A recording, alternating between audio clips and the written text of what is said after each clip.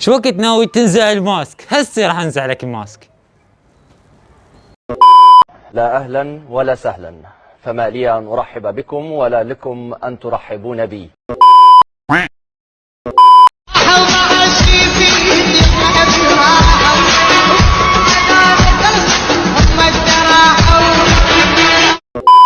السلام عليكم ورحمة الله، شلونكم؟ إن شاء الله طيبين وياكم عبسي. رجعت لكم بفيديو جديد.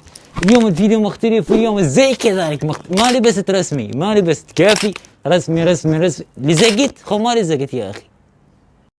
الفيديو اليوم أسئلة المتابعين. بعد ما طلعت روحكم، بعد ما وعدتكم ألف وعد وما نزلت، بعد مرور شهرين يلا نزلت أسئلة المتابعين. فأوكي ما طلع عليكم بالمقدمة، خلونا لايك وخلونا اشتراك. مشينا الفيديو. السؤال الأول، ايش قد عمرك؟ عمري أنت عمري. أوكي كافي تفاهم. بالنسبة لعمري ايش قد؟ أنت عمري. حكاية هسه ايش كبرها والله العظيم. اوكي كافي الحين بهالموضوع. بالنسبة لعمري فعمري هو ما احب اذكر عمري، ما احب اذكر ايش قد عمري يا اخي. ما احب اعطيك يوم ولادتي، اوكي اعطيك يوم ميلادي اوكي، بس ما اعطيك التاريخ ولا راح اعطيك عمري. السؤال الثاني، عبس انت من يا محافظة؟ انا من محافظة ايش عليك؟ صدق انتم ليش جاي تسألون؟ ايش عليكم انتم؟ اوكي لا شغال من العراق محافظة البصرة يا اخي. يعني ما لاحظت على كلامي، ما لاحظت على ملامحي الجميلة، ما لاحظت على عيوني. يعني البصراويين هيك يجي جميل اخلاقيا، جميل شكليا، جميل طوليا، جميل عرضيا، جميل مثلثيا، جميل. ناس كانت شلبت شبيك. السؤال الرابع، اكثر موقف محرج صار وياك؟ يا اخوان والله العظيم هذا الموقف صار وياي وما اتمنى العدو، قسم بالله العلي العظيم. ما راح اذكر اسماء، فقط راح اذكر لكم الموقف. اوكي موقف هم بيت قرايبي، فكنت انا العب ويا ابنهم الصغير. في يوم من الايام رحت لهم فما لقيت ابن قرايبي هذا الصغير اللي نلعب انا وياه. كان عمري يمكن 11 او 10 سنوات. فبهذا العمر انا ما كان عندي شيء اسمه احترام خصوصيه. الله وكيلك اجي افتح الباب وامد راسي وباوع وكلش مرتاح وبالي مرتاح. المهم في يوم من الايام رحت وما لقيت ابن قرايبني، فرحت ادور عليه بالديوانيه. فتحت باب الديوانيه او مثل ما يسمونه مضيف، ما لقيت احد. فتحت باب الهول فما لقيت احد، لحد ما وصلت الباب الغرفه. وهاي باب الغرفه كان بيها ابن قرايبي وزوجته. المهم ما طول عليكم اكثر، جيت لك بكل سرعه وبكل هدوء بكل قلب بارد. فتحت الباب مالت الغرفه ومديت راسي وشفت الشيء اللي كان لازم ما اشوفه ابدا. ميت انا ما بي مشان، ميت انا لا حب ولا بشان، ميت انا. يا الله والله العظيم ما متخطى ولا ناسي هذا الموقف. وهسه انتم جيتوا ذكرتوني. ابن قرايبي لحد الان جاي اشوفه جاي استحبه بعيوني. السؤال اللي بعده، شنو مواهبك بالمستقبل؟ والله يا اخوان انا عندي هواي مواهب. من هاي المواهب هي صدق وانا شنو مواهبي؟ مواهبي هي بغمزه واحده من عندي اقدر اطيح 16,000 بنيه بغمزه واحده بس. اسوي هيك 16,000. طحتي؟ طحتي؟ اي طاحت. شفتوا؟ هذا دليل على موهبتي. شفتوا؟ لا واثقه من نفسيها مش واخد بالك. السؤال اللي بعده، ايش قد طولك؟ والله العظيم طولي يمكن 185 او 184. الله وكيلك بيرق يمشي بالشارع. عمود اشوف الغيوم تمطر الدنيا علي قبل ما تمطر عليكم. الله وكيلكم تيل ويمشي عملاق. والحمد لله الطول هيبه والقصر عيبه.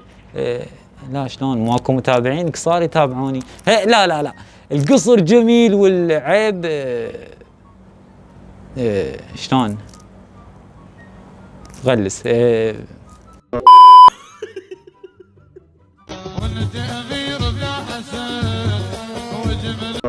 من الشخص اللي ساندك وخلاك تفتح القناة؟ والله العظيم انا حاكي هواي بهذا الموضوع بس راح ارجع اعيده. شوف الفكرة فكرة ابوي. الكرسي هذا اللي كرسي مال اعراس او مال فواتح، الي كل الفخر ان انا مستعمل هذا الكرسي واصور، لان هو الكرسي اللي اشتراه لي ابوي. وابوي فكرته القناة، وابوي اللي قال لي افتح قناة، بس ما حدد المحتوى. بس بالبداية قال لي نزل قصص، سمعت كلام ونزلت قصص، لكن شفت القصص مو ذات اهمية مثل المحتوى المتنوع، فظليت انوع.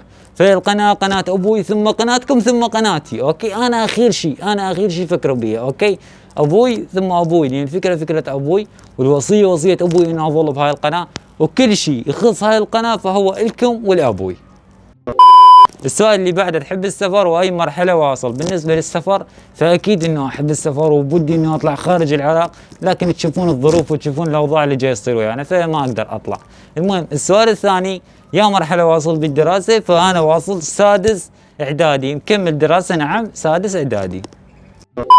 السؤال اللي بعده، ايش قد نسبه حبك لمتابعينك من 4؟ نسبه حب المتابعين فهو لا 5 من 4. الحمد لله. اوكي، هذا السؤال جاي من احد المتابعين فيقول ليش اشوفك باكثر مقاطعك تدافع عن المرأة؟ مرأة لو تمن. اوكي ما عيده خلاص، ما عيده والله ما عيده خلاص. شوف، ادافع عن المرأة هو انما ما مستفاد شيء انا، لكن من سكت على الحق، يعني شخص يشوف الحق وساكت فهذا شيطان اخرس. ليش يكون شيطان اخرس؟ خو اطلع واحكي الحق، احكي الواقع. ليش اروح اكون ساكت وانا شايف الغلط بغلط وانا ساكت؟ شنو اسمك الحقيقي وشنو سبب تسميتك بعبسي؟ شوف، اسمي الحقيقي قلت لك ما احب اذكره. المشكله مو انا، المشكله انه اكو اشخاص يسمينه عباس، ويعني من كل عقله يعني يعلق بعباس. عباس كيفك انت؟ كيفك تسميني عباس؟ يعني اكو ناس والله مو يبغى يلح علي فاقول له عباس. ليش اقول له عباس؟ لان عباس اقرب اسم على اسم عبسي، فاسمي مو عباس نهائيا، مو يم هذا الاسم اسمي. فاذا انت متاكد انه اسمي عباس اعطيني اثبات، عندك جنسيتي، عندك هويتي، عندك شيء، انا ارد اسمك واقول لك اسمي عباس. فاسمي مو عباس، اسمي اول حرف من اسمي فهو الف، مو احمد ولا ادم ولا اركان ولا بعد منو. اي هم ذول. عندنا سببين سبب تسميتي بعبسي. اوكي، السبب الاول هو انه انا كنت طفل 24 ساعه عريان، طرزان مو مثلي، الله وكيلك عداوه ويا البيجامه ويا التيشيرت، نازع البيجامه والتيشيرت وافتر 24 ساعه وكوشتي هلقتها وافتر.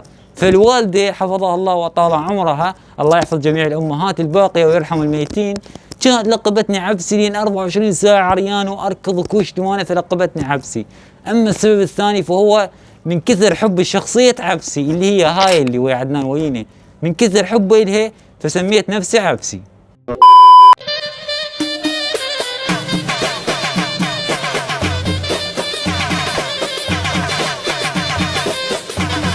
السؤال اللي بعده، شنو سبب لبسك للكمامة؟ مبدئيا يا صديقي هذا اسمه ماسك او اسمه قناع مو كمامة. وثانيا قبل لا اقول لك السبب خش شوف هذا المقطع.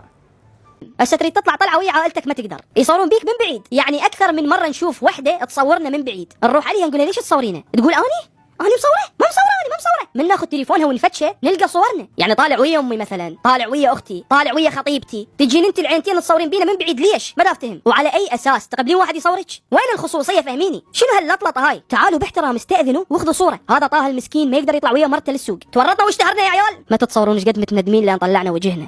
اوكي، هذا سبب دافع انه علي شاكر شوف شلون يعاني. انا ثقة بنفسي انه اعرف نفسي اول وتالي راح اطش وراح انشهر، فما اريد اعاني مثل ما جاي يعاني علي شاكر. اريد اخذ راحتي، اريد اطلع بلا ماسك ما يعرفوني، اريد اطلع عائلتي، اريد اروح للمطعم، اريد كل شيء اسوي براحتي، اريد بالي مرتاح، ما اريد احد يصورني ويصور اهلي ويصور جزء زوجتي بالمستقبل، جزء اختي، جزء امي. ما يصير هذا الشيء يا اخي، انا اريد ارتاح. في هذا السبب انا ما مطلع شكلي. اما هل مفكر اطلع شكلي او لا؟ والله العظيم يعني ما اعرف، ممكن بالمستقبل يتغير تفكيري واطلع شكلي وراح تشوفوني او لا، والله ما اعرف.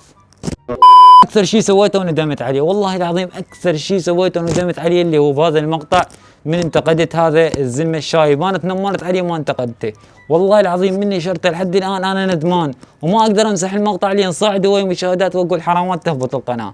فجدا جدا جدا اعتذر من المتابعين اللي شافوا هيك لقطه انه انا متنمر على هذا الرجال الكبير، واعتذر جدا هواي على هذا الرجال الكبير، جدا اعتذر لك عمي اذا جاي تشوف الفيديو.